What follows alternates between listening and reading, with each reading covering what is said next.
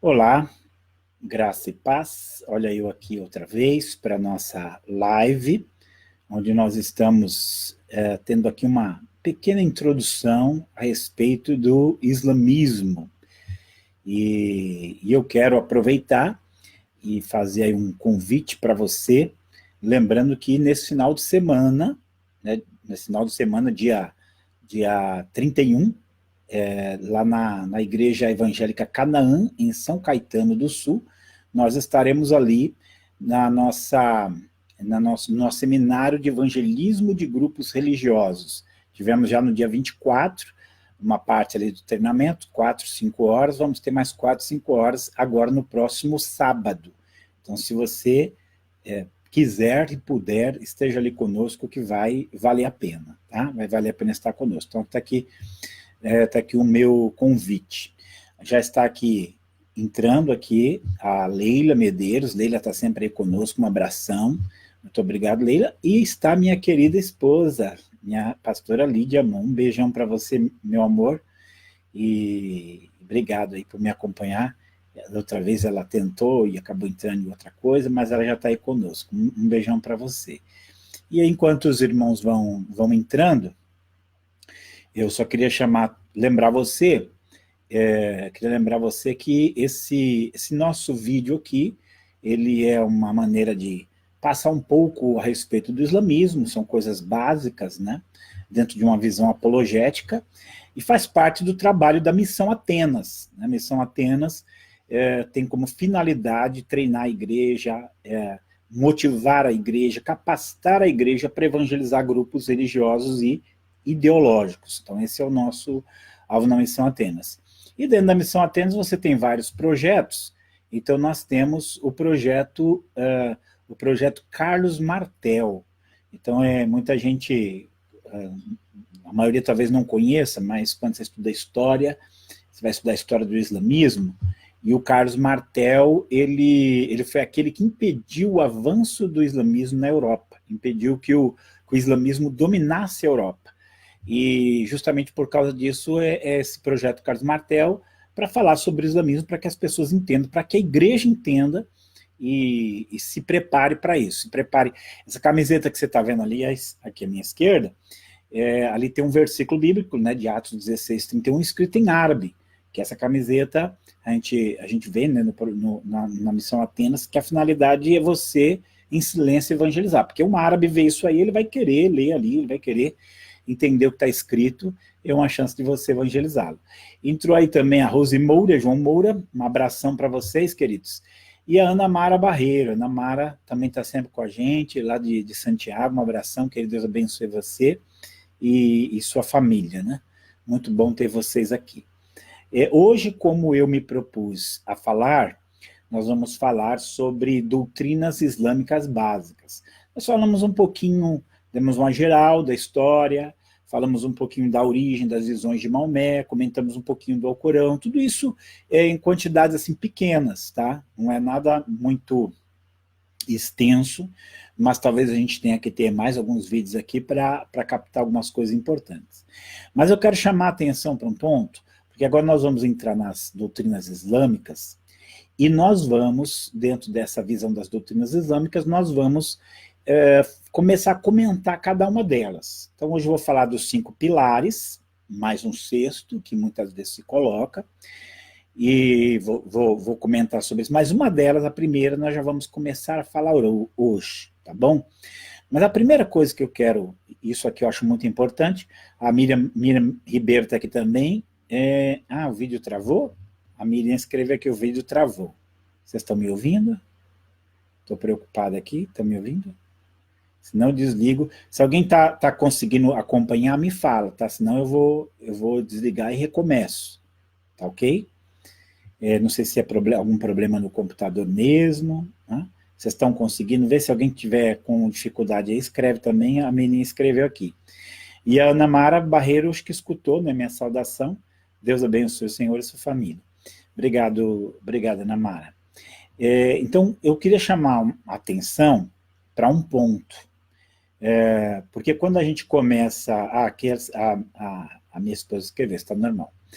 Quando a gente começa a falar sobre um tema que, nesse caso, é uma comparação da religião islâmica com aquilo que a Bíblia diz, né, com o cristianismo bíblico.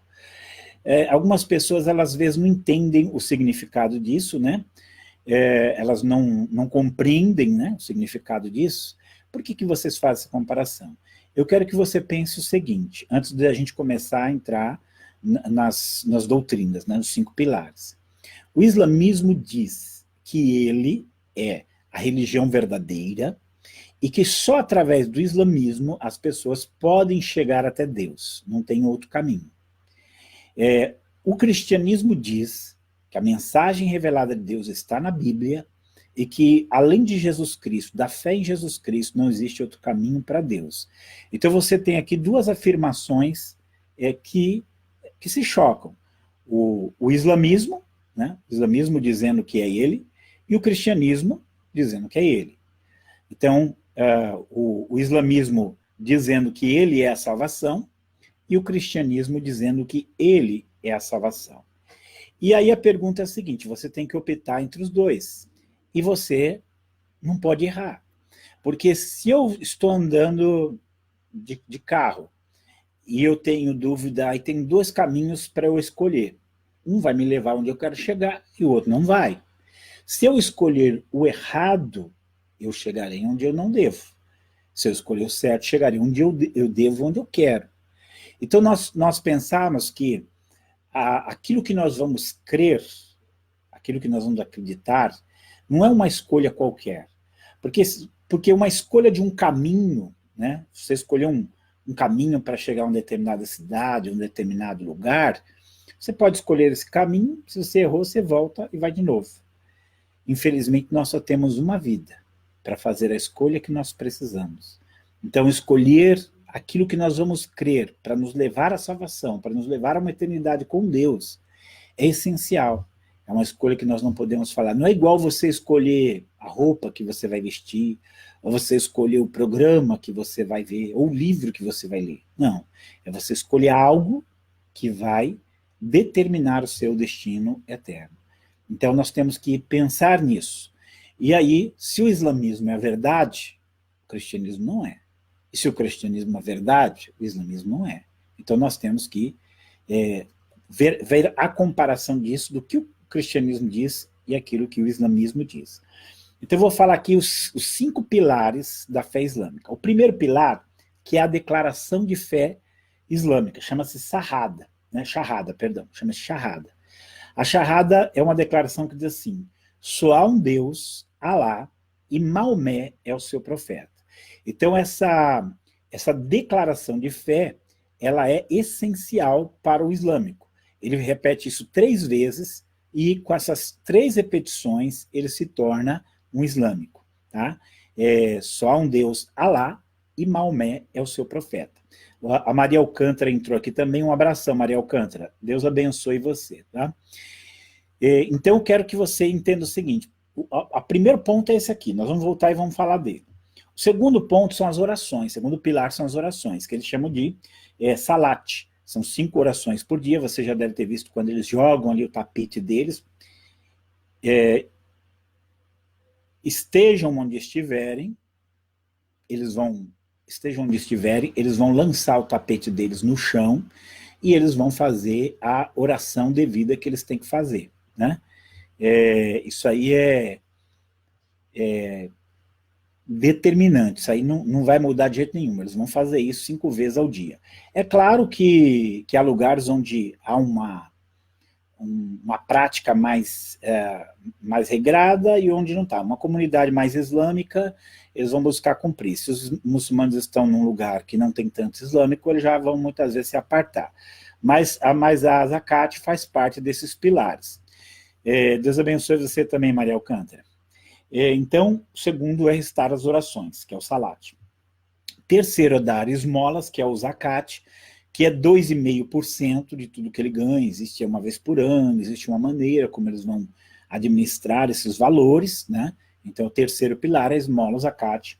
O quarto é o jejum no mês de Ramadã, é aquele mês em que eles ficam o mês inteiro sem comer, eles comem jejum do nascer do sol ao pôr do sol, só depois que o sol se põe é que eles comem. Mas não é só isso, tem uma série de práticas, tem uma série de atividades, mas é um mês inteiro ali de jejum que eles praticam, né? Esse é o Ramadã. E o quinto pilar é o Hajj, que é realizar uma peregrinação a Meca, que eles vão fazer pelo menos uma vez na vida, eles têm que fazer, tá? Então, eles vão fazer uma vez na vida, eles vão fazer essa peregrinação aí. E todo muçulmano vai procurar fazer isso, vai lá para Meca, na Caaba. Meca é a cidade sagrada deles, né? Nós vamos analisar isso também, porque tem muita coisa por trás, a gente precisa entender isso. E existe um sexto pilar, que nem sempre vai ser falado, mas, e que tem interpretações diversas, nós vamos ver também, que seria o jihad. Você já deve ter ouvido falar muito do jihad, os jihadistas, normalmente estão sempre aliados a esse islamismo terrorista, agressor, né, conquistador, sempre está lá. Então nós vamos estudar isso também. Então a gente começa a ver as doutrinas islâmicas. Eu quero começar aqui já a falar sobre a Shahada, que é a declaração de fé deles. Só há um Deus, Alá, e Maomé é o seu profeta. Tá? Nós vamos analisar hoje essa questão do Alá ser Deus, né? Só o Alá é Deus, mas eu queria chamar dois pontos aqui que são importantes. Primeiro, que você como cristão jamais deve fazer essa pronúncia, assim, de uma maneira, como eu posso falar, com uma confissão de fé mesmo, só há um Deus, Alá, e Maomé é o seu profeta. Eles repetem muito isso nas orações, o islamismo é muito repetitivo, né? Nós vamos ver, é uma coisa monótona, sabe aquela repreensão que Jesus deu lá em Mateus 6, de vãs repetições, é o islamismo. Mas essa declaração de fé, ela para eles é essencial. E a grande questão que você tem que ter em mente é que alguém confessando isto, ele está pondo a sua fé no Islã e está ligando seu coração a tudo que o Islã representa. E como qualquer falsa religião, o Deus que ele tem não é o Deus vivo, não é o Deus da Bíblia, não é o Deus Salvador. Vou só aqui lembrar um caso de uma pessoa que é especialista no Islã, e ele conta que em certa ocasião ele encontrou uma missionária muito oprimida, espiritualmente mesmo muito oprimida, terrivelmente oprimida. E ele conversando com ela, para orar por ela, para ajudá-la, e ela disse que em uma ocasião, ela trabalhava no mundo islâmico, essa missionária trabalhava no mundo islâmico, e ela, até porque o contexto ali pediu, e ela fez essa oração, né, em árabe, declarando que só um Deus Alá e Maomé é o seu profeta, e ela falou aquilo assim, como se fosse uma maneira de se aproximar dele, de se integrar, né, de se aculturar. Estou vendo aqui meu amigo Daniel, lá de Goiânia. Daniel, um abração para você, muito saudade de você, querido. Deus abençoe sua vida, tá? Deus abençoe muito sua vida. Então, essa missionária fez essa oração, e ao fazer essa oração, a partir dali ela ficou oprimida, e muito oprimida. Então pensa assim, que foi preciso orar por ela anular aquelas palavras que ela havia dito, para que a vida espiritual dela voltasse ao normal. Então não pense, aquilo que eu tenho falado aqui, e assim é uma das coisas que nosso livro-chave, né, que é uma seara quase esquecida, fala. Quando a gente lida com grupos religiosos, nós não estamos lidando apenas com pensamentos e ideias diferentes das nossas. Nós estamos lidando com outro reino, um reino espiritual maligno que é real e que aprisiona as pessoas. Então, às vezes, algumas pessoas acham que, né, que aquilo lá simplesmente é uma ideia diferente da sua. Não. Ali, como nós vimos, é aquilo que está em 1 Timóteo 4:1, né? Espíritos enganadores e ensinos demoníacos. Então, quando aquela missionária falou aquilo, ela se tornou prisioneira das forças malignas que estão por trás do islamismo. Então, isso é certeza. Então, essa é a primeira coisa que eu queria falar. Segunda coisa é que essa frase, né, só um Deus Alá e Maomé o seu profeta, o seu mensageiro, ela tem que ser dita quando a pessoa se converte para o cristianismo, ou sai do islamismo de alguma maneira, o retorno dele, ele tem que fazer essa confissão de fé. E assim, nesses países onde é proibido abandonar o islamismo, mudar de religião, há países islâmicos que isso é lei, a pessoa, para ela escapar da punição, seja prisão, seja morte, seja qualquer outra coisa, ela tem que fazer essa profissão de fé. Se não fizer, ela é morta, né? Ou ela confessa que só há um Deus, Alá, e Maomé é o seu profeta, ou ela vai ser morta. Então é assim que funciona. Então essa confissão de fé é uma palavra muito chave para eles, a gente tem que entender isso.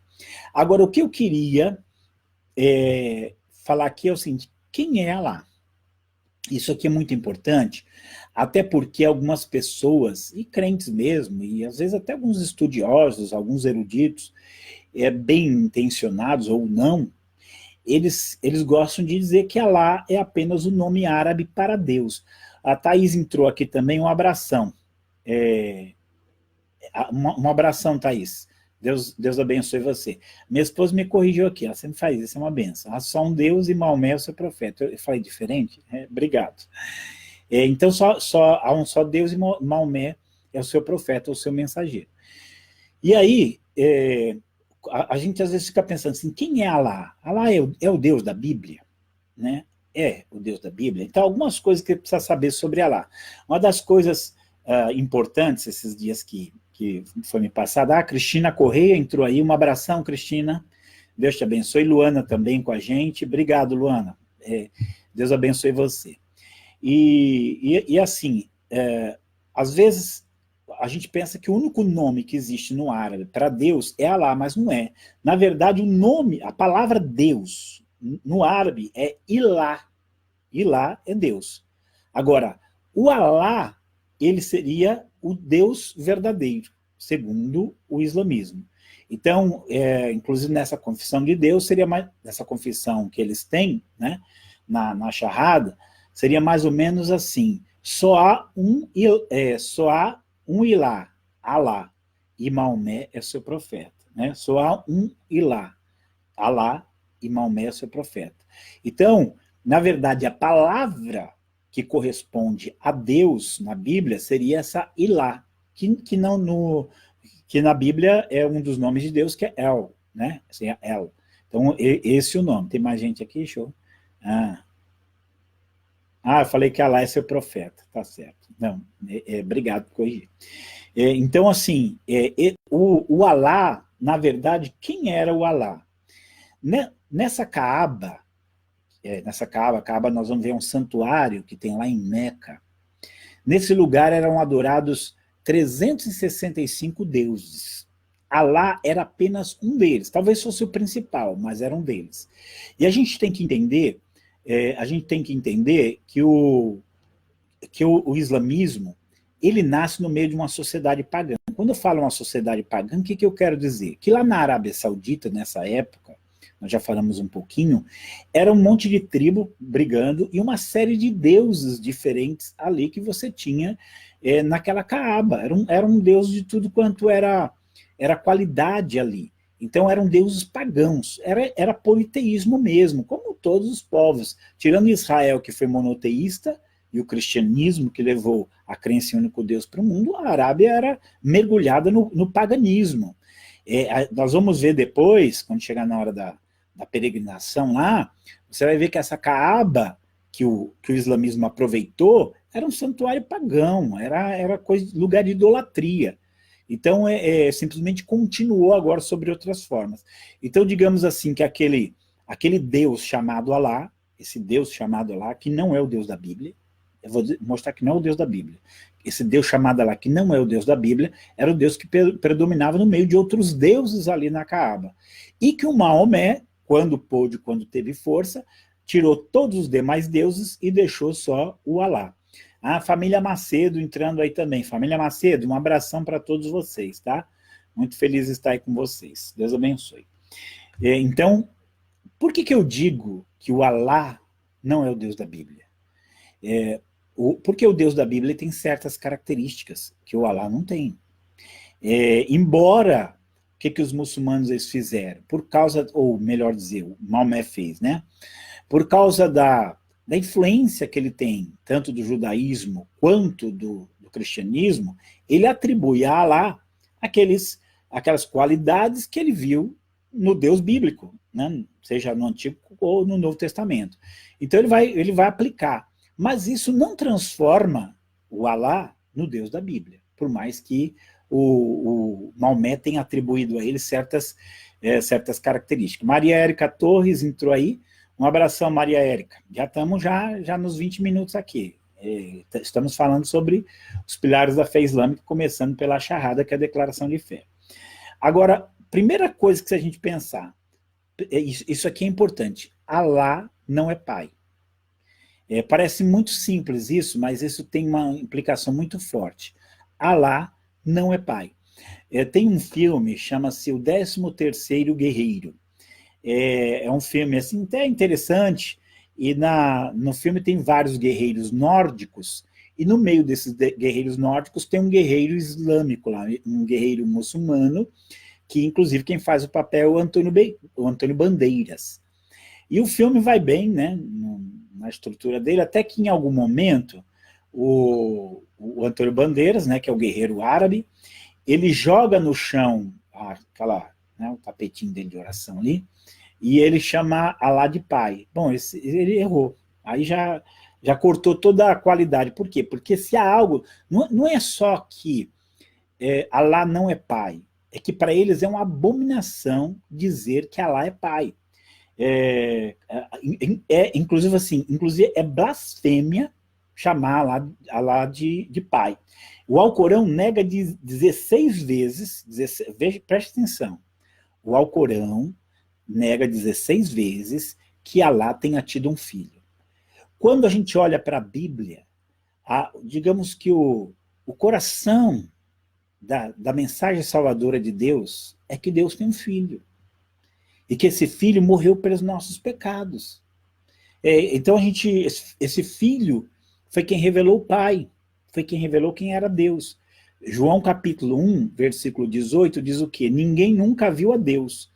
O Deus unigênito que está no seio do Pai foi quem o revelou.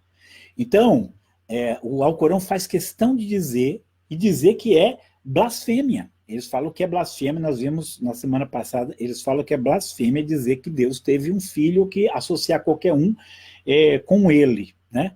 E sabe o mais, assim, há pouco tempo eu entendi, né, nas leituras sobre o islamismo, porque qual a dificuldade em dizer que há o Filho de Deus?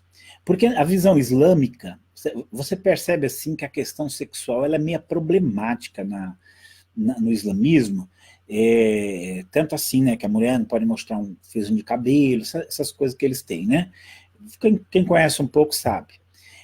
Mas, ao mesmo tempo, isso demonstra um problema sério, porque eles acham que quando nós dizemos que Deus tem um filho, nós estamos dizendo que Deus teve uma relação sexual. É óbvio, gente, que nós não estamos falando nesse sentido. É óbvio que nós não estamos dizendo que Deus teve uma relação, que isso seria um absurdo. Deus é espírito. Mas essa compreensão errada leva eles a abominar qualquer ideia de que Deus tem um pai. E aí nisso, Alá, ele é como se fosse uma pessoa fria com quem você não tem um relacionamento com Alá. Quando a gente fala pai, lembrando, por exemplo, de Romanos 8,15, né? Porque nós não recebemos o espírito de escravidão para estarmos outra vez atemorizados, mas recebemos o espírito de adoção, pelo qual clamamos Abba Pai, que seria algo paizinho, né? Então, quando a gente fala com Deus, essa coisa de pai, essa coisa de intimidade, essa coisa de relacionamento. No Alcorão, eles dizem que não é possível ter um relacionamento com Alá. Você não tem relacionamento, ele é o Senhor, ele está lá, e você está aqui, o que você pode fazer é simplesmente se submeter. Então nós vamos ver muita coisa, inclusive isso implica em toda a espiritualidade, se explica em todo no andar com Deus. Então muitas coisas que para nós são muito claras na Bíblia, dentro do islamismo não tem isso, porque não tem relacionamento. Alá não é um Deus para se ter relacionamento.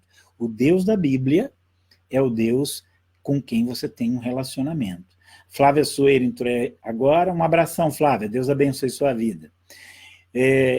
A Bíblia, ela vai, não é só que a Bíblia vai falar, ela vai pedir, né, essa intimidade, a expressão de andar com Deus, nessa questão assim, de andar com Deus, é uma coisa muito forte na Bíblia, e bonita, né? Andou Enoque com Deus, Abraão é o amigo de Deus, porque tudo isso presume um relacionamento. Se vós estiveres em mim, as minhas palavras estiverem em vós, estar nele, essa coisa linda, maravilhosa, essa comunhão maravilhosa, é com Deus que nós temos, mas o islamismo, ele diz que isso é impossível. Agora, então, Deus não tem filhos, né? Deus não tem filhos, e você também não vai ser um filho de Deus nunca, e você não vai poder chamar Alá de pai, porque isso seria blasfêmia, tá? E aí, uma outra coisa que nós temos claro nas Escrituras, que o Antigo Testamento infere e o Novo Testamento revela com clareza, é que Deus é uma trindade, Pai, Filho e Espírito Santo. Nós sabemos que a doutrina da trindade não é algo muito simples, não é algo muito fácil de você compreender, de você entender. Nós estamos cientes disso. Agora, isso não significa que a Bíblia não revele essa trindade. A Bíblia fala, por exemplo, lá em 1 João 1,3, né? E a nossa comunhão é com o Pai e com seu Filho, Jesus Cristo. Então, comunhão com o Pai e com o Filho. E lá em 2 Coríntios 13,14, vai falar sobre essa comunhão com o Espírito Santo. Por quê? Porque a trindade é isso, né? Pai, Filho e Espírito Santo, que em toda a eternidade estiveram unidos e que agora nós podemos nos relacionar com esse Deus em trindade. Mas eles não entendem nada do que é trindade. Essa é a verdade, né?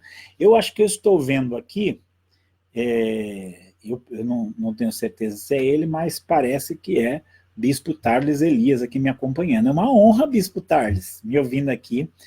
Um abração. Bispo Tarles é muito querido ali da Comunidade Apostólica Livre em Praia Grande, uma pessoa de Deus muito especial, um apologista muito abençoado, que Deus continue orientando a vida dele, e usando a vida dele como tem usado. Um abração aí, Bispo Tarles. Mas continuando aqui, eu quero ler duas passagens do Alcorão, uma delas resumida diz assim: crede, pois, em Alá e não digais trindade. São blasfemos aqueles que dizem Deus é o terceiro da trindade. Aqui é outro problema, porque as críticas que o islamismo faz ao cristianismo são críticas infundadas, porque é de gente que não conhece, não sabe o que o cristianismo ensina. Tá aqui, é o Tarles mesmo.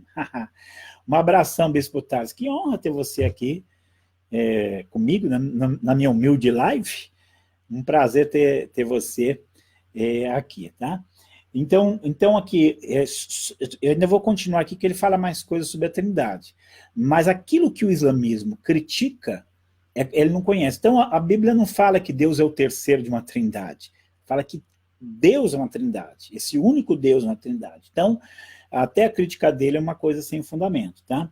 E aí, continuando, ele fala assim: portanto, não existe divindade alguma além do Deus único. Se não desistirem de tudo quanto afirmam, um doloroso castigo açoitará os incrédulos entre eles.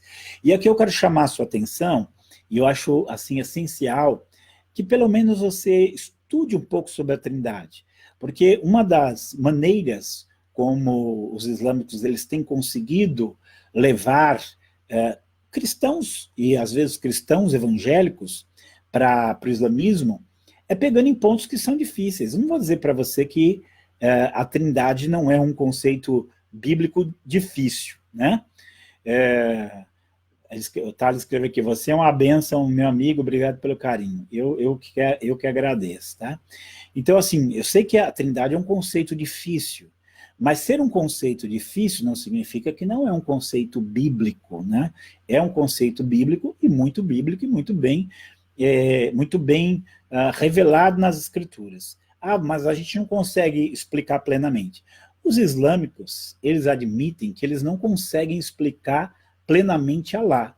Então, qual é o problema nós também não conseguimos explicar plenamente o Deus vivo nessa sua característica trinitária.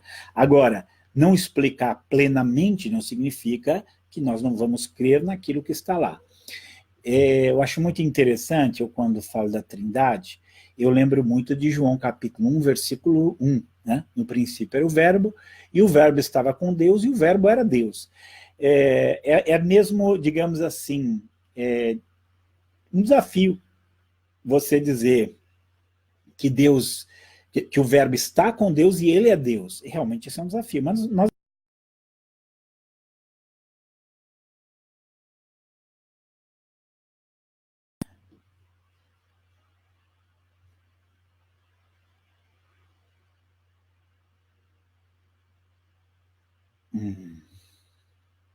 Não sei se vocês estão me vendo, mas se estiver, se alguém estiver me vendo assim, seu vídeo foi pausado devido ao sinal fraco da conexão sem fio. Considere mudança de lugar para encontrar um sinal melhor e encerre a transmissão. Acho que eu vou encerrar a transmissão.